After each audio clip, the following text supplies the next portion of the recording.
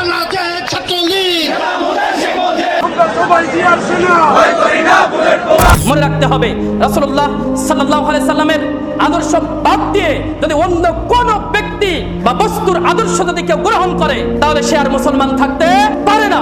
আদর্শ হবে কেবলমাত্র একমাত্র নবী মুহাম্মদ রাসূলুল্লাহ সাল্লাল্লাহু আলাইহি সাল্লাম। لقد كان لكم في رسول الله أسوة حسنة। তোমাদের আদর্শ কে হবে? রাসূল সাল্লাল্লাহু আলাইহি সাল্লাম। রাসূল সাল্লাল্লাহু আলাইহি সাল্লামের আদর্শ মানে মা আয়েশা সিদ্দিকা রাদিয়াল্লাহু তাআলার কাছে প্রশ্ন করা হচ্ছে। মা আয়েশা সিদ্দিকা রাদিয়াল্লাহু তাআলা বলছেন গোটা কুরআনটাই হলো আল্লাহ রাসূল সাল্লাল্লাহু আলাইহি সাল্লামের আদর্শ। সুবহানাল্লাহ, গোটা কুরআনটাই কার আদর্শ? আল্লাহ রাসূল সাল্লাল্লাহু আলাইহি সাল্লামের আদর্শ। আমাদের আদর্শ কি হয়েছে? আল্লাহ রাসূল সাল্লাল্লাহু আলাইহি সাল্লাম আজীবন সে ইসলাম প্রতিষ্ঠার জন্য কাজ করেছেন, দ্বীন কায়েমের জন্য কাজ করেছেন। আমরা গণতন্ত্র প্রতিষ্ঠার জন্য কাজ করছি। আমরা কার আদর্শ ফলো করেছি? কার আদর্শ গ্রহণ করেছি আমরা? বলো মুসলমান। চোরাচালান, চাঁদাবাজি, জমি দখল, মাদক, স্বর্ণ পাচার, হুন্ডি ব্যবসা আর হুমকি ধামকিতে 15 বছরে কয়েকশো কোটি টাকার সম্পদের পাহাড় গড়েছেন আওয়ামী লীগ নেতা সাখাওয়াত হোসেন সুমন খান। পেটোয়া বাহিনী গড়ে তুলে হয়েছিলেন অপরাধ জগতের গডফাদার। বৈধ আয়ের বাইরে সুমনের ব্যাংক হিসাবে মিলেছে 465 কোটি টাকা লেনদেনের তথ্য। ঝালকাঠি 2 আসনের সংসদ সদস্য, সাবেক মন্ত্রী ও আওয়ামী লীগ নেতা আমির হোসেন আমর ঝালকাঠির বাসভবন থেকে বিদেশি মুদ্রা সহ প্রায় 5 কোটি টাকা উদ্ধার করেছে সেনাবাহিনী ও পুলিশ। 1991 সালে আওয়ামী লীগের মনোনয়ন পেয়ে জামালপুর 3 আসনের সংসদ সদস্য নির্বাচিত হন মির্জা আজম। এরপর আর পিছনে তাকাতে হয়নি তাকে। জামালপুরে 26% জমি দখল করে স্ত্রী নামে করেছেন রিসোর্ট। শেখ ফজিলাতুন্নেসা মুজিব নামে একটি বেসরকারি বিশ্ববিদ্যালয় করেছেন 1.5 শতাধিক পরিবারের জমি দখল করে। এছাড়া ঝিনাই ব্রিজ সংলগ্ন খাস জমি দখল করে ছাই তৈরির কারখানা নির্মাণ করার অভিযোগও আছে মির্জা আজমের বিরুদ্ধে। ইলিয়াস মোল্লা ছিলেন সাবেক আওয়ামী লীগ সরকারের নেতৃত্বাধীন ঢাকা 16 আসনের সংসদ সদস্য। ইলিয়াস মোল্লা গডফাদার খ্যাতি অর্জন করেন নিজ সংসদীয় এলাকা মিরপুরে তার প্রভাব বিস্তার করে, যেখানে নামে বেনামে নিরীহ মানুষের জমি দখল থেকে শুরু করে সরকারি জমিকেও ছাড় দেননি তিনি। জমি দখল ও চাঁদাবাজি নির্বিঘ্নে করার জন্য নিজের সশস্ত্র সন্ত্রাসী বাহিনীও তৈরি করেছেন ইলিয়াস মোল্লা। নিজের পালিত এসব ক্যাডার দিয়ে বিভিন্ন বস্তি, মার্কেট, দোকান ও বাস স্ট্যান্ড থেকে নিয়মিত চাঁদা তুলেছেন ইলিয়াস মোল্লা। এদিকে জমি দখলে ইলিয়াস মোল্লা এতটাই বেপরোয়া হয়ে গেছিলেন যে মানুষ হত্যা করতেও একবার চিন্তা করেননি। অভিযোগ আছে 2014 সালের 14 জুন ভোরে রাজধানীর কালশিতে অগ্নিসংযোগ করে এক পরিবারের 9 জনকে ও গুলিতে আরেকজনকে হত্যা করা হয়। পান বিক্রেতা থেকে 20,000 কোটি টাকার মালিক হাজী সেলিম। শুধু জমি কিংবা ব্যবসা প্রতিষ্ঠান নয়, তার শকুনের চোখে বাদ যায়নি শিক্ষা প্রতিষ্ঠানও। নবাববাড়ি এলাকায় জগন্নাথ কলেজের ছাত্রাবাস দখল করে সেখানে গুলশানারা প্লাজা নামে বিশাল ভবন নির্মাণ করেন হাজী সেলিম। শুধু তাই নয়, হাজী সেলিম চকবাজারের ফ্রেন্ডশিপ মার্কেট ও জেলখানার পাশে 50 থেকে 60 বছরের পুরনো ব্যবসায়ীদের জোরপূর্বক উচ্ছেদ করে সেখানে মদিনা আশিক টাওয়ার ও হাজী সেলিম টাওয়ার নামে দুটি বহুতল ভবন ও মার্কেট নির্মাণ করেন। মার্কেট নির্মাণের সময় ক্ষতিগ্রস্ত ব্যবসায়ীদের নতুন দোকান দেওয়ার কথা ছিল তার, কিন্তু শেষ পর্যন্ত কাউকেই কোনো দোকান দেননি তিনি। এ কারণে 2 ব্যবসায়ী আত্মহত্যাও করেছেন বলে জানা গেছে। প্রত্যন্ত অঞ্চলে নির্মাণাধীন 3 তলা এই অট্টালিকার মালিক ডিবি হারুনের ক্যাশিয়ার মোকাররম সর্দার। গ্রামের ভেতর প্রায় 22% জায়গার উপর বিশাল এই বাড়িটি দেখে যে কারো চোখ কপালে উঠতে বাধ্য। বাড়ি থেকে কয়েক কিলোমিটার দূরে 9 একর জায়গা জুড়ে রয়েছে মাছের বিশাল ফিশারিজ। একসময় কিছু না থাকা মোকাররমের হাওরে রয়েছে কয়েক বিঘা ফসলি জমিও। কিশোরগঞ্জের মিঠামইনের হোসেনপুর গ্রামের পাশের হাওরে প্রায় 30 একর জমিতে দ্বীপের মতো দাঁড়িয়ে আছে একটি বিলাসবহুল রিসোর্ট।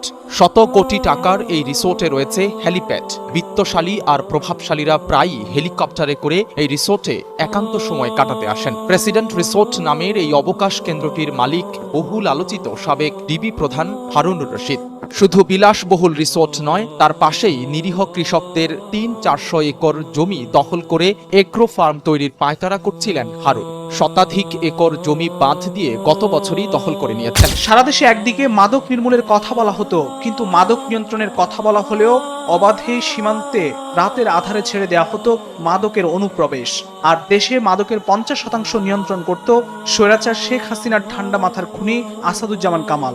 সারা দেশে মাদক ও তার সিন্ডিকেট নিয়ন্ত্রণ করে কামালের 9 বছরে আয় 1000 কোটি টাকার বেশি। ছাত্র জনতার গণহত্যার মাস্টারমাইন্ড আসাদুজ্জামান কামাল নিজ সংসদীয় এলাকা কারওয়ান বাজার ও তেজগাঁ থেকে তার বাহিনী দিয়ে প্রতিদিন চাঁদা আদায় করতেন প্রায় 1.5 কোটি টাকা। চাঁদা আদায়ে পিছিয়ে নেই কামালের ছেলে শাফি মোদাসের জ্যোতিও। রাজধানীর ধানমন্ডি ও গুলশানে বেশিরভাগ রেস্টুরেন্টে চাঁদাবাজি করে মাস প্রতি নিতেন প্রায় 1 কোটি টাকা। নারায়ণগঞ্জ 4 আসনের সাবেক সংসদ সদস্য শামীম ওসমান। সবকিছু ছাপিয়ে তিনি পরিচিত হয়ে উঠেছিলেন নারায়ণগঞ্জের গডফাদার হিসেবে। গুম খুন সহ নানা অপরাধমূলক কর্মকাণ্ডে কায়েম করেন ত্রাসের রাজত্ব। দখল, দুর্নীতি, টেন্ডারবাজি, চাঁদাবাজি, পরিবহন খাত নিয়ন্ত্রণ সহ নানা অনিয়মে কামিয়েছেন কয়েক হাজার কোটি টাকা। অভিযোগ আছে কয়েকটি দেশে প্রায় 4,000 কোটি টাকা পাচারও করেছেন শামীম ওসমান ও তার পরিবারের সদস্যরা। বৈষম্য বিরোধী ছাত্র আন্দোলনে সন্ত্রাসী শামীম ওসমান তার সাঙ্গপাঙ্গরা এলোপাথারি গুলি ছোড়ে। গুলিতে মারা যায় 6 বছরের শিশু রিয়া গোপ, আহত হয় অর্ধশতাধিক। অভিযোগ রয়েছে নারায়ণগঞ্জে আলোচিত 7 খুনের ইন্ধনদাতা শামীম ওসমান। মেধাবী ছাত্র তানভীর মোহাম্মদ তকি সহ অজস্র হত্যাকাণ্ডের পেছনে মাস্টার মাইন্ড ছিলেন শামীম ওসমান। দেশের তথ্য প্রযুক্তি খাতে হাজার কোটি টাকার দুর্নীতি করেছেন সাবেক প্রতিমন্ত্রী জুনায়েদ আহমেদ পলক। তথ্য প্রযুক্তি উন্নয়নের নামে একের পর এক প্রকল্প নিয়ে বাজেট থেকে শত শত কোটি টাকা লোপাট করেছেন। প্রতিমন্ত্রী হওয়ার পর নিজের ব্যক্তিগত সম্পদ বেড়েছে বহুগুণ। সাবেক সড়ক পরিবহন ও সেতু মন্ত্রী ওবায়দুল কাদেরের স্ত্রীর গাড়ি চালকও এলাকায় নির্মাণ করেছেন আলিশান ডুপ্লেক্স বাড়ি। মাত্র 18,000 টাকা বেতনের এই গাড়ি চালকের প্রায় 2 কোটি টাকার বাড়ি নিয়ে এলাকায় চলছে নানা গুঞ্জন। রাজধানীতে আছে একাধিক ব্যবসা প্রতিষ্ঠান। সেতুমন্ত্রী হিসেবে ওবায়দুল কাদের সেতু ভবনে গড়ে তুলেছিলেন শতাধিক ঠিকাদারের সিন্ডিকেট। নিজস্ব বলয়ের বাইরে বের হতো না একটি সিকি পয়সাও। আর সিন্ডিকেটের প্রত্যেকেই তার ছত্রছায়ায় হয়েছেন হাজার হাজার কোটি টাকার মালিক। দুর্নীতি দমন কমিশন দুদকে জমা হওয়া অভিযোগ থেকে জানা যায় ওবায়দুল কাদের অন্তত 20,000 কোটি টাকার মালিক। তার বেশিরভাগ টাকাই সিঙ্গাপুরে পাচার হয়েছে। ছাত্র জনতার আন্দোলনে শেখ হাসিনা সরকার দেশ ছেড়ে পালিয়ে যাওয়ার পর অন্তর্বর্তী সরকার আর্থিক খাতের পরিস্থিতি পর্যালোচনায় সংস্কার কমিশন গঠন করে। অর্থনীতির সার্বিক চিত্র তুলে ধরার জন্য গঠন করা হয় শ্বেতপত্র প্রণয়ন কমিটি। তাতে উঠে আসে ভয়ঙ্কর সব চিত্র। প্রতিবেদন অনুযায়ী 2009 থেকে 2023 সালের মধ্যে 28 লাখ কোটি টাকা বিদেশে পাচার হয়েছে। অর্থাৎ প্রতি বছর গড়ে পাচার হয়েছে 1,80,000 কোটি টাকা। একদল খাইছে আরেকদল খাওয়ার জন্য রেডি হয়ে আছে। আরে ভাই, আপনি এসব প্রমাণ করে দেখান যে বিএনপি কোথাও চাঁদাবাজি বা দখলদারি করছে। পুরনো কবর সরিয়ে নতুন কবর স্থাপনের অজুহাতে দীর্ঘদিন ধরে জোরপূর্বক অর্থ আদায় করে আসছিল একটি চক্র। তারা কবর প্রতি মাসে 1,500 টাকা চাঁদা দিতে বাধ্য করত। চাঁদা না দিলে কবরের অস্তিত্ব নিশ্চিত না রাখার হুমকি দেওয়া হতো বলে অভিযোগ করেন কবরস্থানে কর্মরত শ্রমিক ও কর্মচারীরা। এমন অবস্থায় সোমবার সেনাবাহিনীর সদস্যরা অভিযান চালিয়ে চাঁদাবাজ চক্রের 5 সদস্যকে হাতে নাতে আটক করে এবং লালবাগ থানায় পুলিশের কাছে হস্তান্তর করে। ভুক্তভোগীরা জানান চক্রটির নেতৃত্ব দিতেন 23 নম্বর ওয়ার্ড বিএনপির সভাপতি আমিনুল ইসলাম আমিন। জামানত দিতে অস্বীকার করলে এভাবে মারধর আর হুমকি দেন বিএনপির গুলিস্তান ইউনিটের সভাপতি সেলিম। সাথে আছে তার সহযোগী শাকিল। চাঁদা না দিলে দোকান উঠিয়ে দেওয়ার অভিযোগ রয়েছে বিএনপির এই ধরনের পাতি নেতাকর্মীদের বিরুদ্ধে। মারছে সেলিম শাকিল দুজনে মারছে, আমারে অনেক মারছে। ক্লাবের ভিতরে 5-6 জনে মিলে মারছে। তাদের লগে যারা সঙ্গী ভঙ্গী ছিল সবাই মিলে আমারে মারছে। আমার এই যে দেখেন, চোখটা দেখেন। শরিয়া ছাড়া কোনো সমাধান নাই। লা হাওলা ইল্লা শরিয়াত। শরিয়া ছাড়া কোনো সমাধান নাই। প্রতিদিন দুপুরে খাবার আনতে শেখ ফজলে নূর তাপস বরাদ্দ রেখেছিলেন ঢাকা দক্ষিণ সিটি কর্পোরেশনের একটি গাড়ি। সেই গাড়িটি শুধুমাত্র বনানীর বাসা থেকে তার খাবার নিয়ে যেত। বনানী থেকে দক্ষিণ সিটির প্রধান কার্যালয় নগর ভবনে টিফিন বক্সে করে খাবার আনতে ওই গাড়ির জন্য দিনে অকটেন বরাদ্দ ছিল 20 লিটার করে। বর্তমান হিসাবে প্রতি লিটার অকটেনের দাম 125 টাকা। সেই হিসাবে তাপসের বাসা থেকে খাবার আনার পেছনে দিনে ব্যয় হতো 2,500 টাকা। তাপসের খাবার আনার কাজে ব্যবহৃত ওই গাড়ির জন্য শুক্র ও শনিবার ছাড়া মাসে বরাদ্দ ছিল 440 লিটার অকটেন। সব মিলিয়ে গাড়ির পেছনে জ্বালানি বাবদ মাসে খরচ হতো 55,000 টাকা, যা বছরে 6,60,000 টাকা। তাপস ঢাকা দক্ষিণ সিটির মেয়রের দায়িত্বে ছিলেন 51 মাস। সেই হিসাবে শুধু দুপুরের খাবার আনার জন্য গাড়ির জ্বালানি বাবদ সিটি কর্পোরেশনের ব্যয় 28,05,000 টাকা। শুধুমাত্র তার খাবার আনার জন্য ব্যয় হচ্ছে 28,05,000 টাকা। চিন্তা করতে পারছেন তাহলে কি পরিমাণ টাকা তারা মার্চ একটু পরে আপনি পাবেন ইনশাআল্লাহ। এখন আমরা চলে যাই, কেন তারা স্কিপ করে যায় আমাদের শরিয়াকে। চলেন আমরা ওদের যুদ্ধে চলে যাই, আমাদের রাসূলের জীবনীটা দেখি। রাসূলুল্লাহ সাল্লাল্লাহু আলাইহি ওয়াসাল্লাম রওনা দিয়েছেন তার সাহাবীদেরকে নিয়ে। একটু জায়গা থেমে গেছেন, বলতেছেন সাহাবীরা তোমরা আমাকে পরামর্শ দাও, আমি কি করতে পারি। আমরা তো মূলত আসছিলাম আবু সুফিয়ানের বাণিজ্য কাফেলা আক্রমণ করার জন্য। এখন তো মক্কা থেকে পেশাদার সৈন্য এসে গেছে এবং তারা যুদ্ধের এলান করে দিয়েছে। আমরা কি সামনে আগাবো? থেমে যাবো। তো আবু বকর, উমর, উসমান সবাই তো তাকড়া। তারা বলছে ইয়া রাসূলুল্লাহ আমরা যুদ্ধ করব, আপনি সামনে আগবাড়েন। রাসূলুল্লাহ সাল্লাল্লাহু আলাইহি ওয়াসাল্লাম তারপরেও দাঁড়ায় আছেন, বলতেছেন সাহাবীরা তোমরা আমাকে পরামর্শ দাও। তখন আনসারী সাহাবীরা বুঝতে পারছেন যে আল্লাহ রাসূল সাল্লাল্লাহু আলাইহি ওয়াসাল্লাম এই কথা আনসারীদেরকে ইন্ডিকেট করে বলতেছেন। আনসারীদের সর্দার দাঁড়ায় গেছে, বলছে ইয়া রাসূলুল্লাহ আপনি কি আমাদের মতামত জানতে চান? বলছে হ্যাঁ, তোমরা আমাকে পরামর্শ দাও। তো ওই সাহাবীরা বলতেছেন ইয়া রাসূলুল্লাহ আপনি আমাদেরকে এগিয়ে চলেন, যদি সামনে কোনো সমুদ্র থাকে আর আপনি যদি নির্দেশ দেন এই সমুদ্র ছাপিয়ে পড়তে হবে, আমরা সবাই আমাদের ঘোড়সওয়ার নিয়ে সমুদ্রের মধ্যে ঝাঁপায় পড়বো। ইয়া রাসূলুল্লাহ আপনি আমাদেরকে নির্দেশ দেন, সামনে যদি কোনো অগ্নির কুণ্ড থাকে আপনি যদি নির্দেশ দেন এই অগ্নির কুণ্ড আমরা পার হয়ে যাব। আমরা মুসার কওমের মধ্যে বলবো না আপনি আর আপনার রবকে যুদ্ধ করেন, আমরা এখানে বসে আছি, বরঞ্চ আপনি আগায় যান আপনার রবের সাহায্য নিয়ে। ইনশাআল্লাহ আমরা হলাম যোদ্ধা জাতি, কালকে শত্রুর মোকাবেলায় আমরা এমন ভাবে লড়াই করব যে আপনার চোখ জুড়াই যাবে। রাসূলুল্লাহ সাল্লাল্লাহু আলাইহি ওয়াসাল্লাম এদেরকে নিয়ে সামনে আগ বাড়লেন। বাহনের সংকট দেখা দিল, তিনজনের জন্য একটা বাহন, ঠিক একই বাহন ইমামুল মুরসালিন সাইয়্যিদুল আম্বিয়া খাতামুন নবিয়্যিন নবীনা মুহাম্মদ রাসূলুল্লাহ সাল্লাল্লাহু আলাইহি ওয়াসাল্লাম, উনিও সেই তিনজনের একজন, তিনি বাহন শেয়ার করে চলতেছেন।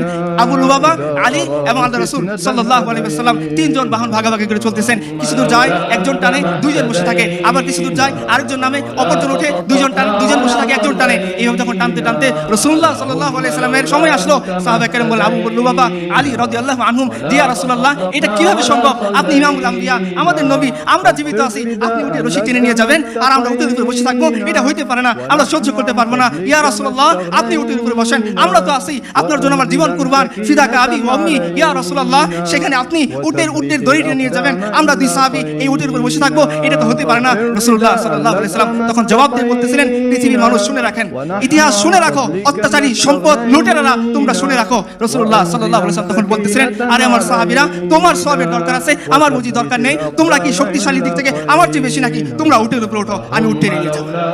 রাসূলুল্লাহ সাল্লাল্লাহু আলাইহি ওয়াসাল্লাম বাহন শেয়ার করে চলেন, আর এরা শুধুমাত্র খাবার বাহনের জন্য জনগণের 28 লাখ টাকা নষ্ট করে। আপনি চলে যান উমরের কাছে, সাল্লাল্লাহু আলাইহি ওয়াসাল্লাম হাতে করা খলিফা, তিনি যখন বাইতুল মাকদিস বিজয় হচ্ছেন, তিনি যখন যাচ্ছেন বাইতুল মাকদিসে ইহুদিদের সাথে চুক্তি করতে, কয়টা বাহন নিয়ে গেছেন, কয়টা গাড়ি নিয়ে গেছেন, কয়টা বিএমডব্লিউ ছিল, তার আগে পরে কতগুলো সৈন্য ছিল, কয়টা বডিগার্ড তার ছিল, তাকে রক্ষা করার জন্য নাজার জন্য কয়টা লোক ছিল? ছিল কেউ? তার গোলাম, তিনি গোলাম উটের উপর বসতেছেন, উমর টেনে যাচ্ছেন, উমর উটের উপর বসতেছেন, গোলাম টেনে যাচ্ছেন, তিনি মদিনার মসজিদের মধ্যে খুতবা দিচ্ছেন। সাধারণ একজন বেদিন বলছে আপনার কথা শুনবো না। কেন শুনবো না?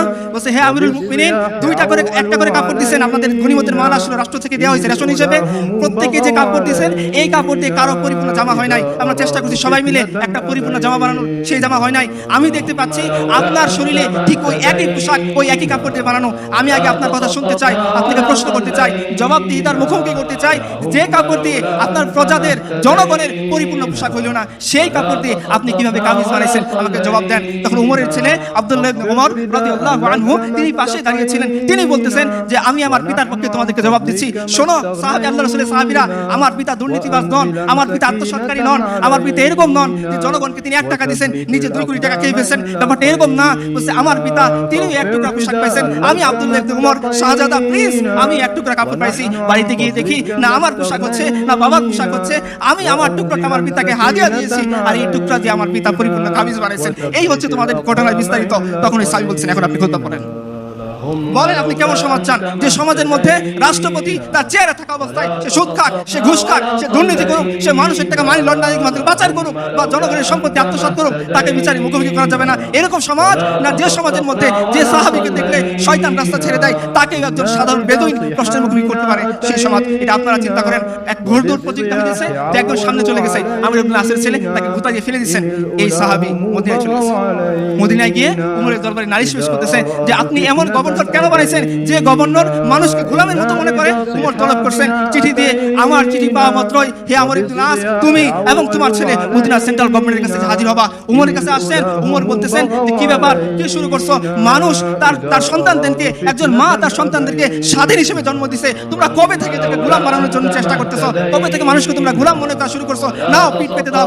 ওই সাহাবীকে বলছেন যাও তুমি গিয়ে আমর ইবনে আসের ছেলের কাছ থেকে বদলা নাও। এই উমর রাদিয়াল্লাহু আনহু যখন তার ছেলে অপরাধ করছে এই মিশরে, তিনি অ্যালকোহল অ্যাডিকশনের দায়ে গ্রেফতার হয়েছেন। মিশরের গভর্নর আমর ইবনে আস রাদিয়াল্লাহু আনহু, তিনি খলিফা আমিরুল মুমিনের ছেলে দেখে তিনি গভর্নরের প্রাসাদের ভিতরে এনে তিনি তার শাস্তি কার্যকর করছেন। শাস্তি দিয়েছেন গোপনে, অথচ ইসলামের নির্দেশ হচ্ছে প্রকাশ্য অপরাধের শাস্তি প্রকাশ্য হবে। আর উমরের ছেলে তিনি প্রকাশ্যে অ্যালকোহল পান করেছিলেন, যার কারণে ইসলামের নির্দেশ শাস্তি ছিল এই শাস্তি তাকে প্রাসাদের বাইরে সবার সামনে দিতে হবে। এই শাস্তি তিনি দিয়েছেন কোথায় এনে? গভর্নরের প্রাসাদের মধ্যে এনে। উমরের কানে খবর গেছে, উমর বলছেন হে আমর ইবনে আস, তোমার কাজটা ভুল হয়েছে, আমার চিঠি পাওয়া মাত্রই আমার ছেলেকে চটের বস্তার মতো কাপড় পরাবা, একটা উটের উপর বসে দ্রুত মদিনার মসজিদ নববীর কাছে পাঠিয়ে দিবা।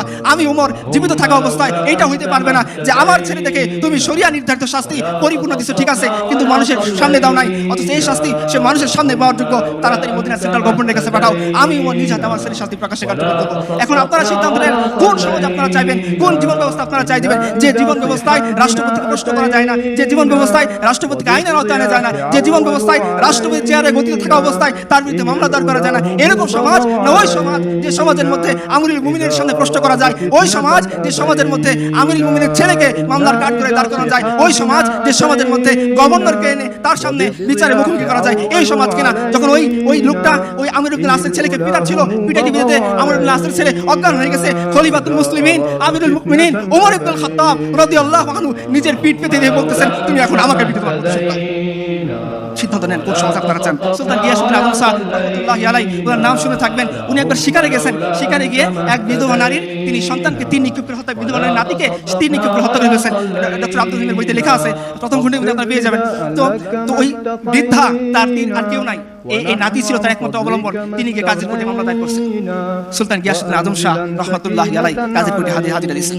দাঁড়িয়ে আছেন, কাজী বলতেছেন হে সুলতান, আপনি সুলতান হয়েছেন ঠিক আছে, আপনি স্বীকার করবেন ঠিক আছে, কিন্তু আপনি স্বীকার করতে গিয়ে কেন এই বিধবা নারীর নাতিকে আপনি হত্যা করছেন? সুলতান গিয়াসউদ্দিন আজম শাহ রাহমাতুল্লাহি আলাইহি চোখ বড় করে তাকান নাই, এই কথা বলেন নাই আমি রাষ্ট্রপ্রধান, আমি কুরসিতে আসি নাসি, তুমি কে হে যে আমার ব্যাপারে প্রশ্ন করবা, তিনি কোনো কথা বলেন নাই। তিনি তখন বৃদ্ধার দিকে তাকাই বলছেন, বৃদ্ধা হে বুড়িয়া, ইসলাম তোমাকে 3টা অপশন দিয়েছে, তুমি হত্যার বদলে হত্যা চাও, তুমি হত্যার বদলে অর্থ চাও, অথবা হত্যার বদলে মাফ করে দাও। আমি সুলতান গিয়াসউদ্দিন আজম শাহ তোমার সামনে আত্মসমর্পণ করতেছি, তুমি চাইলে এই 3টা যে কোনো একটা পদক্ষেপ নিতে পারো। ওই বৃদ্ধা মহিলা খুশি হয়ে যদি বলছে এটাই যদি ইসলাম হয়, এটাই যদি আপনার বিচার হয়, তবে আপনাকে অন্তর থেকে মাফ করে দিলাম। এখন আপনারা সিদ্ধান্ত নেন আপনারা কোন সমাজ কোন অবস্থা চান।